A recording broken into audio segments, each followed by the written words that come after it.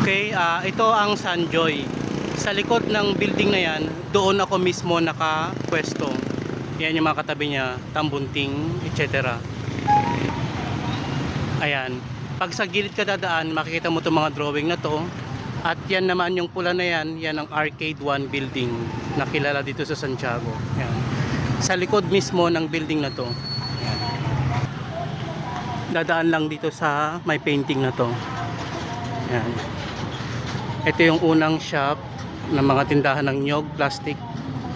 Ayan naman, bigasan. So dito papasok sa loob.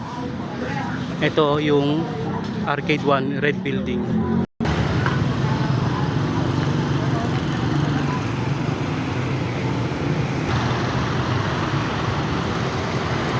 Ito yung Tambunting. Magkakatabi yan. Tambunting, Egg Depot, Tita Delia's Lechon.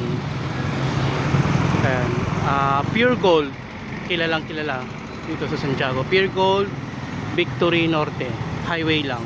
Farmacia Navarro, Branch 1, Y Chicken, Cebuana. Ito malaking building. Santiago Isabela BCS or mas kilala bilang Victory Lumber. Yan, katapat lang ng Sunjoy. Ano pa mga landmark ayun? Dunkin Donuts, malapit lang din ako. Chowking, Red Ribbon, Goldilocks.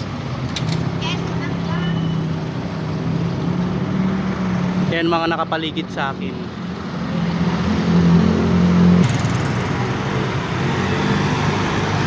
Basta ito lagi palatandaan yung Sunjoy. Sa likod kasi ako niyan. Yan arcade building, yung red. Malapit din ako sa De Jesus. Malapit din sa Watsons. Yan, malapit ako sa Watsons. Malapit din ako sa Metrobank. PNB. Yan, PNB. Yan, mga kilalang lugar.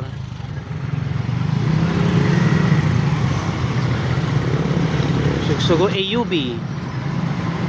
Basta pag pwede dito Watsons, baba lang dito. So ayun na yung Sunjoy. Sa likod ng Sunjoy, doon ako nakapwesto. Yan.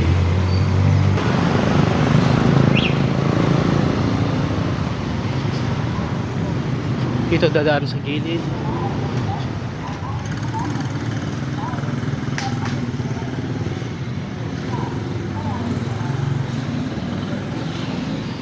So papasok dito. Ito yung una, kulturan. Ito ang aking shop.